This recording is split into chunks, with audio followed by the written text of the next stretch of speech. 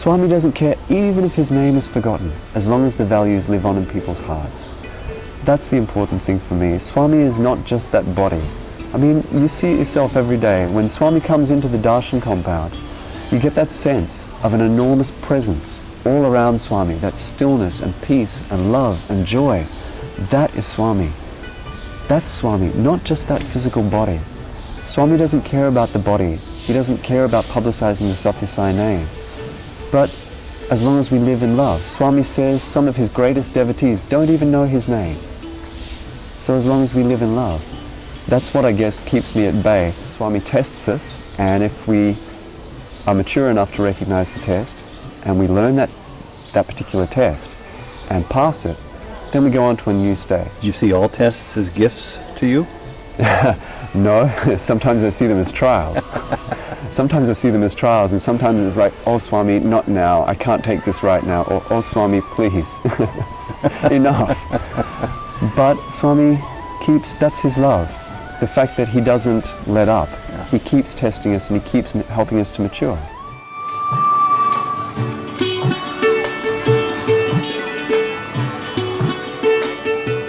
A frequent visitor at Sai Baba's ashram in Puttaparthi, India, Shaun Brown, an Australian devotee, has dozens of stories and experiences of how Sri Satya Sai Baba transformed his life.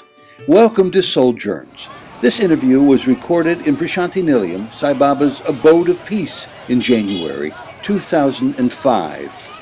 Shaun, thank you very much for giving me this opportunity to get to know you better, and in particular, how and why you came to Sri Satya Sai Baba. Thank you very Begin much. with the easy one. When did you first hear Sai Baba's name? I heard about Swami on the 9th of January 1985, but the story of how I came to him goes back about 3 months before that. I was 15 years old, and being a 15-year-old kid, had snuck out to go to a nightclub with a friend of mine. Then, huh? A little bit, yeah. Bit of a rowdy. So I'd snuck out to go to a nightclub with a friend of mine. I was staying at his place. So we went to this nightclub about 1 o'clock in the morning. We're walking down the middle of the highway that goes through the Gold Coast, which is where I was living at the time. It's a resort town in Australia. And there was no traffic, which was unusual.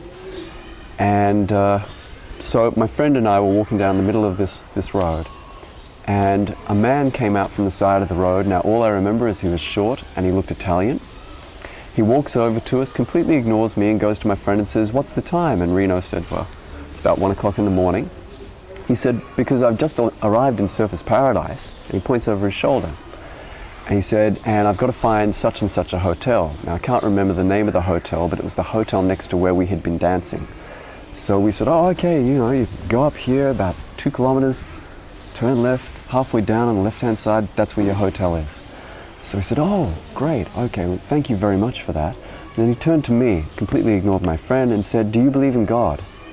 Now, at that time, I didn't really. You were 15. I was 15. I'd been searching for God since I was about 7. And I'd come to the conclusion that God was so vast that why would he even listen to us? Why would he listen to us when he is so huge? So I thought if there is a God, he probably doesn't care about us. So I said, because for some reason I felt I didn't want to offend this guy, I said, "Well, there's got to be more to life than this." And he sort of just smiled and nodded and said, "Thanks. Okay, I have to go now." And he walked past us, we walked this way, he walks this way. So we got to the edge of the road and I'd said to my friend, "This guy's really weird." I turned around to look to see where this guy had gone. He wasn't there. So that really freaked us out, and we went home very quickly after that. But about 3 months later, I happened to wander into a little knick-knack store on the Gold Coast that sold things from Tibet, China, India, South America. And I got talking somehow to the shop owner, who was a South African man. And first we started speaking about India, about some of the things that he had there. Then we started speaking somehow about psychic powers. And all of a sudden he turned to me and he said, "Have you ever heard of Sai Baba?" Now, I knew the name. I still don't know where from. But you had it somewhere from deep in your past? Like I'd heard it a long time ago. I still don't know where from. In every interview I've had, I've forgotten to ask Swami. So I knew that name, and I said, well, the name is familiar to me, but I'm not sure where from. So he starts going on, oh, Sai Baba is an avatar, and he's been born in India, and he can materialize things by waving his hand. He has an aura that stretches to the horizon. He told me all these leelas, all these stories. So I said, oh, do you have a picture of him? So he brought out this picture of what to me as an Australian looked like, kind of like a Fijian man wearing an orange dress. And I looked at it and I laughed and I said, you think this is God? Please, come on. I gave the picture back. He said, no, really, I'll bring you a book. So the next day I came back. He gave me the book Sai Baba Avatar by a person who ended up being a good friend of mine, Howard Murfitt. From Australia? Yes, yeah. And I read this book. Now, there were so many stories in that book that by the end of it, I thought, there's got to be something to this. Well, that was the start. Once that happened, once I accepted that there had to be something to it, I started having dreams of Swami. If I was sad, my room would fill up with the smell of vibhuti. I would hear the swishing of his robe as he walked around me, sometimes even at school. One example was the first dream I ever had of Swami. I was on this rickety old bus. Now, I knew nothing about India. I knew nothing about what it was like at Puttaparthi. I'm on a rickety old bus, and Swami is seated opposite me, just staring like this, just looking into the distance.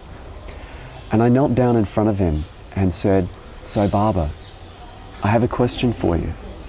Now, that was a lie. I had about 1 million questions. And Swami just looked at me and ever so sweetly said, not yet, not yet. I remember looking out past him before I spoke to him and seeing sparse tufts of grass, reddish-colored earth, mountains in the distance. 3 years later, I came on my first trip to Puttaparthi and I recognized the place that we drove through in the dream as being part of the trip out to Puttaparthi at that time. I pointed it out. It was the same. I pointed it out to my friends and said, this is what I saw in my dream. This is the exact place. Let's go back for a minute to when you were 15 and you saw this man at 1 o'clock in the morning and you thought he was an Italian. Yeah. Did you ever, since that time, make any connection between that experience and who he may really have been? At that time, no, and it actually took me about 10 years to realize, my God, that was Swami. I forgot the experience for a long time. I forgot about it in its context, and it would have been, maybe 8 or 10 years, and I went, oh my God, that guy that we saw that night 3 months before I found out about Swami. What a great story. Yeah. Why you? Why not your buddy? Why not your next door neighbor? I went through a very, very bad period in 1991, and I didn't get angry with Swami, but I got upset. And I actually, inside, cried out to him mentally, why me? Why did you even bother with me? What is there about me? I'm nothing. Why did you bother? That night I had a dream, a very, very vivid dream of Swami, where he was about my age at the time, so in his 20s, and he came to me. He had still the hair parted on the side. Kind of lopsided. Yeah. And he held me by the hands and he said, I had to call you. I love you so much. Oh. I woke up in tears. Do you ever stop to think that maybe this is all a dream, just some giant illusion that you're living? Well, it's like that story about the Chinese philosopher, was it Chan-Tzu, who went to sleep and dreamed of being a butterfly and woke up going, is this real? Is that real? Am I a butterfly dreaming that I'm Chang-Tzu? Or Chang-Tzu dreaming I was a butterfly? So whether this is a dream or not is immaterial. You're living the experience that you believe to be real, and you're taking your guidance from this holy man who teaches you. Yes. Swami said recently that when you're awake, that's the waking dream. When you're asleep, that's the sleeping dream. The only reality common to both is the I. That's what you really are. Explain that. What does that mean to you? The I that you refer to yourself as being, whether you're in your awakened dream or your sleeping dream. Tell me more about what you conclude from that lesson. Swami says truth is that which is. Now, truth, to be truth, cannot change. Everything we see in the waking world changes. Who we are in the waking world changes from one moment to another. But I had an experience when I was about 16 years old, because I've lived in the same area for a very long time. I was walking along a road that I used to walk along when I was 3 years old with my mother. She used to take me to daycare. So I was walking along this road and I had been repeating Swami's name, and all of a sudden the awareness hit me. My body has grown up. My body is now 16 years old. My body back then was 3 years old. It's changed size, it's changed who it thinks it is, but who I am as the witness of that body has never changed. It's never changed, and it will never change. Let's take it a step further then. Once that 3-year-old, now 35-year-old, 36-year-old body Don't tell anyone. dies, you say it never changes. What happens after the body goes for you, where you are in your state of spiritual growth? What happens to you? That's up to Swami. Swami says that after death, there's no common experience, only a corpse left behind. So that's in his hands. But as far as the I consciousness, the I awareness, I expect that will be the same. Whether it comes back in some other form, That's up to him. or goes on to whatever its next state in the evolution of spirit is. Well, this is the amazing thing, you know, I met Jack Hislop a couple of times when he came to Australia. Lucky and man. I had always thought, if there is any devotee that I know, any devotee at all, that will get liberation, it's Jack Hislop. And yet, towards the end of his life, Swami said, no, for you one more birth is best. He said, but Swami, no, I don't want to go through growing up and potty training, all of that. I don't want to go through it again. And Swami said, no, it will be a much better birth. It will be a much better birth, and after that, liberation. So maybe he'll come back with Prema Sai or whatever Swami wants. And he could be back now. Yeah, well, he could be back already. You never know. Okay, the classic question. Since coming to Swami 20 years ago now, how has that experience changed your life, if it has? It's changed me profoundly. It's changed who I feel that I am, what my experience of life is, because it's changed the way that I react to people, situations, things in life. So I remember fairly clearly who I was when I was 15 years old. I was a typical Australian male, growing up in the most popular tourist resort in Australia, so complete Maya. Yeah. And what has changed, I suppose, really is I've gone from just being a normal person going through life thinking I have to get a job and have to get married and have to get this and have to get that, because I had really by that time almost given up on God, given up on my spiritual search, to someone who knows now I have a purpose in life, and that purpose is to manifest the 5 human values that Swami teaches are at the core of every human being, the primary one being love. So what Swami has said is that our mission has begun, and that our part in that mission is to radiate the love and devotion within us to everyone in our orbit, is what he actually said. How do you do that when the world seems to conspire against you on any given day? It's a challenge. It's a challenge. But you always come back to that center of love. Love is the only reality. I mean, if you look at it, saints pray. Why? They love God. Robbers rob. Why? They love possessions. Swami says it's the same love, but manifested differently. There was an interview which I had in 1997 where I said to Swami, because this is the great impression that Swami had made on me. Every day, Swami comes to darshan, 7 days a week, no rest, for at that time around about 60 years. So Swami comes every day, gives so much love to so many people. He may come and take a letter for someone. That person feels Swami came specially for me. He blesses a baby. The parent feels Swami came specially for me, because he gives that intense love that makes everyone feel I am the closest to Swami. So I asked Swami, every day we see you giving so much love to so many people. How can we develop that love? Swami looked at me like this, as if to say, you're an old devotee, you should know this. But what he said was, the love is there. Love is there. But now you're giving it to wife, husband, possessions, family, house, car. It's going in many different directions and being wasted. And I said, so what you mean, Swami, is we should take all that love that we give to everything else now and give that to Swami. Swami's face lit up. He clapped me on the back. He said, yes, yes. Then all work becomes worship. All work is worship. Duty is God. He said, everything is a manifestation of love. It is all the same. There is no karma. All is love. And I said, that's very interesting, Swami, because I lead a study circle back in my city in Brisbane, as you know. And there, people will say, oh, what is happening to me is my karma, my fate. Swami said, no. In love, there is no karma. In love, there is no karma. When you're in that state of love, there's no karma at all. And by that, do you mean that there's no karmic debt that needs to be paid at that specific time you're in that state of love, and that it comes later, or that it mitigates karma? It sort of cleans it. Well, I believe that that's a state of grace, and Swami says that grace is kind of like a medicine. He said that grace is something like you have a medicine. It's only valid up to a certain date.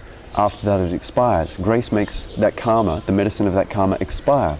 You still go through it, Swami says, but you don't experience as much of it as you normally would. So there have been examples of people who might have broken an arm, and Swami has said, well, you were meant to die. But Jack Hislop again. Hislop went through that experience back in the 80s where his prostate enlarged and closed off the urethra. Mm-hmm. And I remember reading about that a couple of times. yeah, he told us about this experience. He was in excruciating pain. The first operation was botched. He felt like he was sinking, and then Swami's grace brought him back. And he asked Swami about it. Swami said, Hislop, what has happened? What do you think happened here? He said, well, Swami, I think this body came to the end of its karma, but Swami has given it an extension. And he said, yes, that is exactly what happened. This body was meant to die, so Swami has given it an extension of life. A few days later, Jack had a bit more pain. He sent a letter up to Swami saying, Swami, the pain has come back, what should I do? Swami sent a note down saying, don't worry, these are just rebirth pains. I don't think I've ever asked this question of anyone. I'm not sure why it's popped into my mind. What's the hardest thing about being on this path that you are? One of my friends once said the difference between Sai devotees and so-called normal people. Now let's keep in mind that normal is a setting on your washing machine, nothing more. How about Sai devotees and non-Sai devotees? Yes. Is that with Sai devotees, they meet an obstacle, they'll headbutt their way through it rather than go around it. Most people try and avoid obstacles in life. Swami's devotees, he gives the strength to be able to go through it. Do you see it as an opportunity for a lesson to be learned? It's an opportunity for growth. Swami says test is God's taste. So Swami tests us, and if we are mature enough to recognize the test, and we learn that particular test and pass it, then we go on to a new stage. Do you see all tests as gifts to you? No, sometimes I see them as trials. Sometimes I see them as trials, and sometimes it's like, oh Swami, not now, I can't take this right now, or oh Swami, please, enough. But Swami keeps, that's his love. The fact that he doesn't let up. Yeah. He keeps testing us, and he keeps helping us to mature. You're married, your wife's a devotee? Yes, yes. That's, I'm very blessed that way. That's kind of unusual. I find many devotees I meet here in Puttaparthi, where we are right now, right outside the gates of Prashanti Nilayam, as either being from one camp or another. They're by themselves alone, and not even their spouse has an interest, nor do their siblings or children. And in some rare occasions, it's a couple. But it doesn't extend too often beyond that to parents or down below to children. So that must make you feel pretty good. Yes. Yeah. I'm very, very, very blessed. And was she brought to Baba since you met her? No. Just before. A couple of years before, actually. Her mother found out about Swami. And her mother had been on the spiritual path for a number of years. So the children and the husband actually both went, okay, this is another fad, she'll get over it, we'll just humor her. She came back from India, and there was something different about her. And in the interview, Swami had said, where is Band? She said, Band, Swami. Band? Where is Band? I don't understand, Swami. Husband. Oh, he's in Australia, Swami. So next time you come, you bring. So the next time, Shirley brought her husband Ray. They went to Swami. Ray had had a very challenging time in life, and his first trip completely changed him. He was like a spring of devotion that was just covered over. And so Swami just took away that little bit of earth covering the spring, and that devotion welled up. And he's really a very, very beautiful man. Both of them are very, very beautiful people, and very loving, very sweet, very creative. And so Swami effected a complete change. Now, once the children saw the change in both the parents, they went, well, there must be something to this Sai Baba guy. So they decided to come to India, and Fiona came first. She spent 3 months with Swami in Brindavan, and at that time was reading a book called The Celestine Prophecy by James Redfield. Now, part of the Celestine Prophecy is always follow the coincidences. She had had a feeling that she should move to Queensland. She met one of my friends while she was here, and this person, by coincidence, said, where are you from? Fiona said, Adelaide. And this person said, what are you doing in Adelaide? You're meant to be in Brisbane.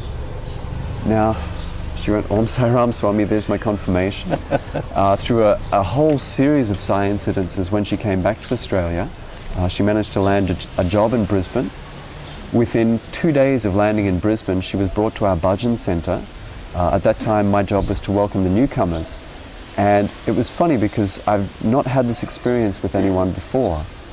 But as soon as I saw Fiona, I knew here's someone I'm going to be very close to, and someone I'm going to learn a lot from. I didn't know, Swami didn't tell by intuition, this is your future wife, because I probably would have run in the other direction, and she would have as well. So I bounded up to her and said, hi, how are you, who are you, where you been, where you from, have you been to see Swami? All these questions at once. We hit it off instantly and became friends. There's a lot of coincidences there, but by coincidence we would meet all the time and time again. And so we ended up getting married. That's great. You call it coincidence, my wife calls it coincidence, others call it, here in India, Leelas. Yes. There does seem to be a dramatic uptick in the number of coincidences that people seem to recognize when they're on this path. Have you noticed it, and what do they mean to you? Are they simply affirmations that your nose is headed in the right direction? Or are they more than that? Swami, again, in one of Jack Hislop's interviews, Swami was talking about the different stages that an avatar goes through. Now, he said to age 16, Leelas, playful miracles. 16 to 32, Leelas and Mahimas, great miracles and some play. I haven't heard this. After 32, Upadesha, which is teachings. He said after age 60, there is a very big change. Now, in My Baba and I, Hislop said, then Swami mentioned something that I should not repeat. But in 1990, he told us at the National Conference in Australia, he said, Swami said, after age 60, the avatar will begin to manifest through his devotees. Now, literally or metaphorically, how? Literally. And this is the thing, Swami can speak to you through anyone at all. Whether it's the dhobi who's washing your clothes, a person you meet by chance, those coincidences come all the time. Also, I think it means, and for me, my own experience has been through your conscience. Now, what's led me to that conclusion is, again, my interview in 1992. I'd been through a very, very, very bad period for about the past 2 years before that. Bad in the sense that there were a lot of challenges for me. Very good in terms of Sai lessons. It was a period of great growth for me, and I'm eternally grateful for it. But I went into this interview wanting to offer my heart to Swami and just say, Swami, whatever you tell me to do, I will do. So I sat beside Swami's chair in the interview, in the private interview, and I would say, Swami, Swamiji, totally ignored me. Was talking to all my friends, promised them all good jobs and whatever else. Totally ignored me. So finally, he turned to me. I said, Swamiji. He turned to me and he mentioned something that had happened to me 3 years before that I had forgotten about. A specific episode that you knew happened in your life. Yeah, just something that had happened 3 years before, Swami mentioned. And I said, what could I do, Swami? I tried to work that situation out, but that's the way it went. So it was unfinished business in your mind. Yes, but it was a situation that involved some other people. And those people, I had said to Swami, I will not leave these people until I feel that they're affecting my sadhana. I will follow my conscience on this one. And so I didn't. Eventually, it came the time where I had to leave those people and move to another house, but I tried to stay with them. So Swami actually looked at me in this interview and he said, "You follow your conscience, that is good." And he patted me on the head and he said, "Follow the master, face the devil, fight to the end, finish the game." Boy, he really helped you, didn't he? Yes, yes. That wasn't just an affirmation. That was, hey, you're on the right road, keep going full speed ahead. Yes, exactly. And that's my teaching for this life, I think, is follow the master. But the thing is, I had a little confusion in my mind. I knew that saying and I actually said it along with him and he went, "Hey," patted me on the cheek. And he said, "Okay, come, we go now." And that was the end of the interview. And I was going, "But Swami, I wanted to ask him, what do you mean follow the master? Does Swami mean follow his example? How am I going to do that?" Listen Swami, to the voice within. Yeah, the voice within, the conscience. What does Swami mean? 6 days later, after the interview, I was walking past the Purna Chandra and that voice of conscience came. "Go and read the thought for the day." Now, I had read all of Satya Sai Speaks at that time and didn't feel the need to read the thought for the day because it was all taken from those books. So I thought, no, I've got to get back to the room. I've got all this to do. The thought came again, or the feeling came again from the conscience. You must read the thought for the day. You backed up more and went forceful. to It was more forceful. And no, I'm too busy. I got about 6 steps later and this feeling came and it was almost a physical voice, Ted. "Go and read the thought for the day." So I turned around and went and read it. Everything in that thought for the day, everything was completely relevant to me, but the last paragraph I will never forget. "I tell you to follow the master. By the master I mean the conscience, the voice of God within you." So he spelled it out for you. Yes, but notice this. Had Swami told me in the interview, conscience is the voice of God within you, that is the master that you must follow. He didn't. He gave a practical example of me hearing the voice of conscience and then following it and getting the confirmation, the answer that I needed to hear. It was also yet a further confirmation or affirmation that your path is unmistakably correct because you keep having these clues revealed to you that can only mean you're going in the right direction. Yes. You feel very, very fortunate? More than I think I will ever know. More than I think I can understand. Does this make you feel special? No. Very humble. So why aren't more people in your shoes or in your sandals, so to speak? Everyone is in my shoes. Every person on earth is in our shoes, Ted. It's just whether they turn to that voice of conscience or to the world. But the external circumstances are different. There seem to be so many decent people on earth. In Australia, where you work, and where I work in America, they're not necessarily even God-loving. Some people don't believe in God, but they're nonetheless good people. They're happy people. They don't seem to have this sense of inquiry that you hint of, that helps to propel you, and it's always a mystery to me why they don't. What's your take on that? I don't know. I've never really considered that because everyone's path is individual. As many men, so many paths to go. So, really, I think that one's up to Swami. Who is he? Swami? Love. Just love. That's what Swami is. And if you try to tell your next door neighbor the meaning of love, how would you express it in a way that really helps to convey not the dictionary definition, but what you know it to be? What words would you use? That's an interesting story because the words are not mine. But this happened about 4 weeks ago. I was sitting on darshan, praying to Swami, please help me to describe you to the people back home. You see, every week I send an email to the centers back in Brisbane to describe what Swami's been doing, some of the experiences I've come across of devotees, just things to help them feel that Swami is with them.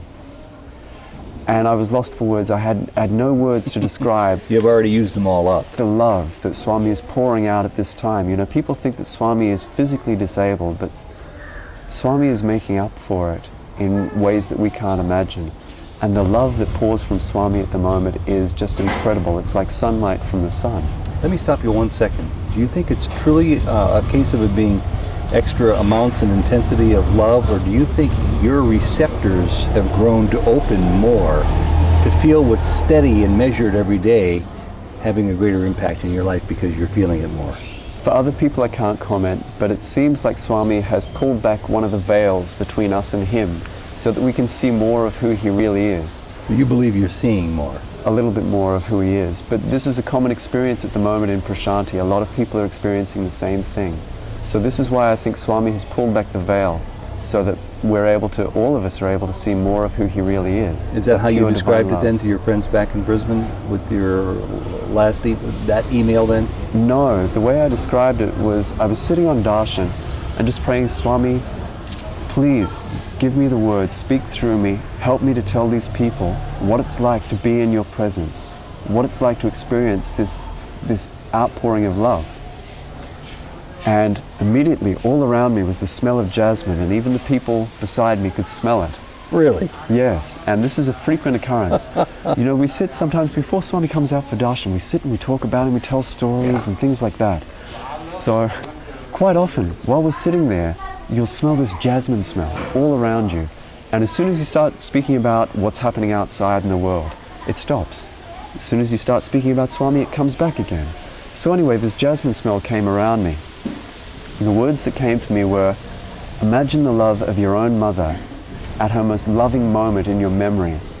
Now, add to that the love of every mother in the world at that same moment when she loves her child the most in their life.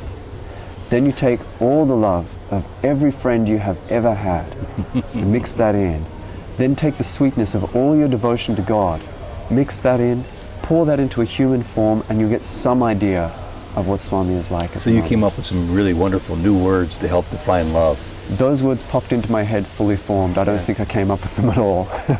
Shaun, you're here in Prashanti Nilayam now for 2.5 months of a 3-month stay, so you're starting to look towards the end. As you wind down, what kind of feeling do you have? One of sorrow, regret, or thankfulness that you've had such a wonderful period here? Very happy that I've had such a wonderful period here. Sad that I have to leave the physical presence because I'm still attached to that form. But feeling much more connected to Swami by his grace, much more in tune with Swami. My wife refers to it as coming to a place where you can take your daily spiritual journeying, your growth, and sort of use a pole vault to make some gains over an expansive piece of ground in one fell swoop, whether you're here for 3 months or 3 days. Yes. Because it's sort of a supercharged area. Would you agree to that assessment? Absolutely, absolutely. There are other Swamis that I've met who have come to Prashanti Nilayam who say when you come here, whatever spiritual practices you're doing, you get 10 times, 100 times, 1,000 times the result because of Swami's energy. I've seen and heard people here talk about some rather unpleasant issues they've been faced that have come up too while they're here. Yeah. Have you had to face down any particularly negative elements in any of your stays here? External or internal? Either. No, not really. Not really that I can think of. I can't think of any unpleasant experiences I've ever had in Prashanti Nilayam. Well, that's good. It's... the thing is that it's been my experience that whatever happens here, it's his will. What does Shaun do back in Australia that you can, whatever it is, apply some of these spiritual growth exercises towards? I can see them applying to every area of my life, whether it's what I do for a living, what I do when I'm at home, what I do when I'm with my friends, with my family. They're applicable everywhere, and the essence of everything is love. You shared a little bit of that regarding your profession with me yesterday. Yeah. Would you mind repeating it? Because I found it really interesting. Okay. I'm a life coach. You're a life coach. Does that mean like a lifeguard? On the beach? I used to be one of those actually as well. I used to be one of those when I first found out about Swami. But a life coach essentially helps people to find what they really want to do in life. I mean, it's like when Swami goes into the interview room, quite often you'll hear him say, what do you want? Everyone in life knows what they want. Not everyone knows how they can get it. And a life coach helps them to find what they really want. and how to get that. So without putting words into your mouth, I always thought there'd be a valuable profession for anybody to turn to called helping others discern the passion in their life. Yes, because that's I believe exactly once they find their passion, if they can find it, my own belief is most people never find it, Yeah. then they're off to the races. Nothing will stop them, and whatever happens will be a revelation of their passion to them. I tend to think of it as rather than their passion in life, it's their enthusiasm in life. The reason I think of it that way is the origin of the word enthusiasm is, I think, from the Greek, en theos, the inner divinity. So helping them to find the inner divinity in their life, that power that comes up, Swami says, in life is God. Let me ask you a real practical question. In Australia, people can actually make a living by helping others find their enthusiasm? Yes. Really? People make very, very, very good livings. That's great. I've only just started on it. I also work for a telecommunications company. And you apply your lessons there as well. I apply them there as well. Tell us how. My job there is to make angry people happy, so I'm in the same line of business as Swami. And they're angry because of the mundane problems of the telephone line doesn't work, or the They're not able to repairman get a hasn't come for telephone. 3 weeks, or whatever it might be. No, just if they're not able to get a telephone, the section that I work in looks after them, tries to find an alternative to get them up and running so at least they're in communication, tries to keep them happy, give them a great experience of dealing with the company. And so really it's that love that Swami's talking about has to come in. You have to have that ownership of their concern, which is a manifestation of love and compassion. Do you ever have instances when you're up against a particularly disgruntled customer or would-be customer and you can't quite win them over to the side of love? Oh yes, yeah. But Do you feel like a failure? No, that's their choice. How they react is their choice. We can only do our best. What was it Swami said? You have the right to act, but not to the fruits of it. And also that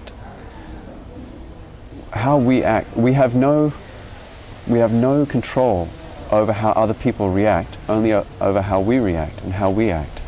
So if we keep in that center of love from our side, how they react is up to them. You can only try your best to try and help them. Now, did I understand that last stage of development correctly, that at the age of 60, people start to have Swami come through them? Or is it that you see Swami coming through others once they're 60 or beyond? No. You don't have 5 years to go or whatever it is, Ted. No. Swami said after the avatar turns 60, so after his 60th birthday, Okay. he will begin to manifest through his devotees. And this is where that your mission has begun comes into play. So I had it all wrong. Oh, yeah. sorry, I wasn't clear on that one. But Swami said, your mission has begun. These are my words to you, my beloved devotees. He said, I call on you at this time to radiate the devotion within you to all who come into your orbit. And so that's our job. Just be love. Give me an example. Give me a couple of examples of how you do that. A couple of recent To ones. strangers. Just strangers? Oh, go ahead with your first instinct about the couple of recent ones. A couple of recent ones are people that I call special projects. They're people that are grumpy. And this is just practice, because here is the best place to practice Swami's teachings. Swami also, he gave a very powerful quote where he said, love is the natural state and any other emotion is unnatural. When you radiate love to a person, if you send a wave of selfless love to a person, it must have some impact on them. If you keep radiating love to them, slowly and gradually it will change them. It weeds out the bad qualities and brings up the good qualities. Even if you don't speak with them, that applies, correct? Yes, and I've seen that. A very good example of that is another person you've interviewed, Moira O'Brien. Mm-hmm. You know, Swami said she's 99% love. Boy, I'd say she's 100% love. He actually said, their interview in 1997, I think it was, Swami spoke to the men on the veranda. He took the twins by the hands, took them in, seated them in the interview room, made sure they were comfortable, and then he ducked out for a second. He came out to the VIP men and he said, you see those two ladies? If you took all the love of all the people sitting here at Darshan today and made it up into one big roll, it wouldn't equal the love that these two ladies have for me. Oh my goodness. It wouldn't equal that love.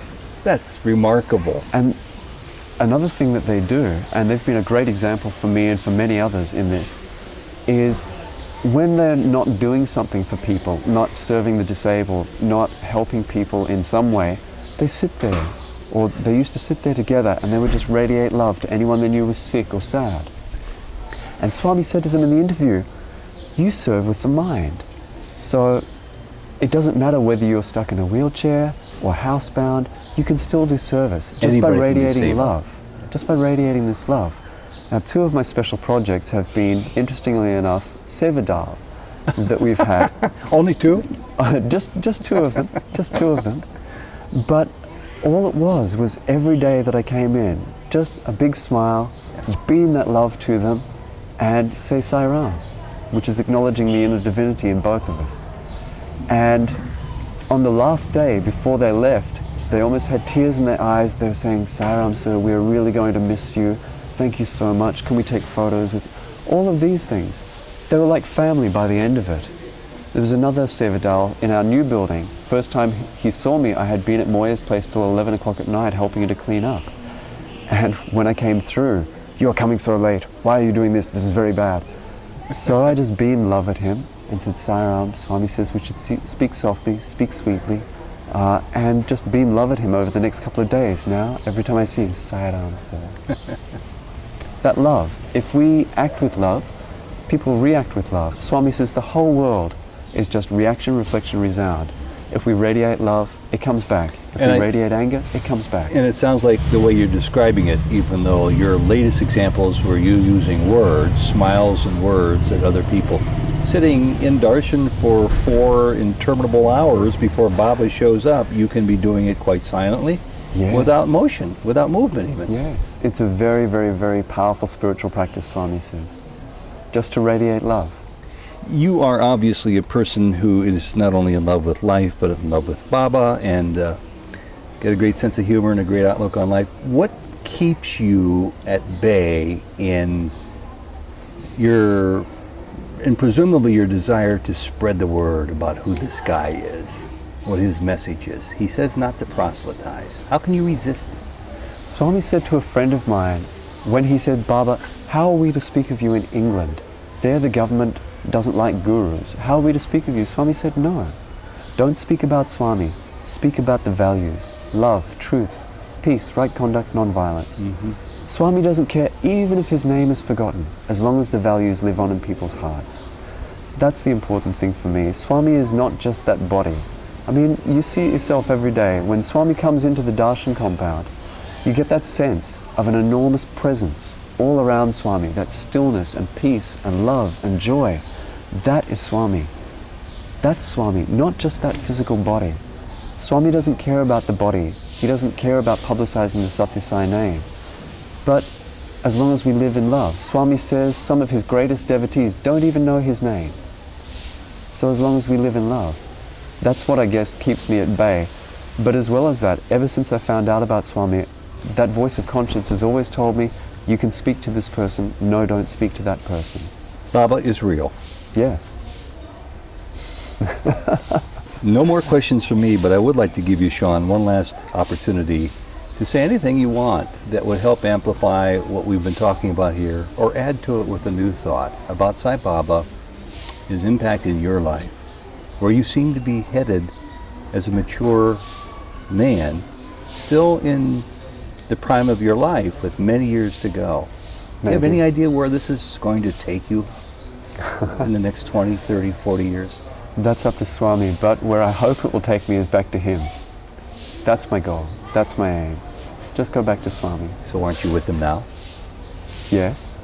All right. But, I mean, at the end of the life, when we leave the body, like we were speaking about yesterday, instead of having to come back and go through diapers again, go through school But as again. he said, there'll be nice diapers this time. That was for his lot. Maybe not such nice diapers for me, who knows?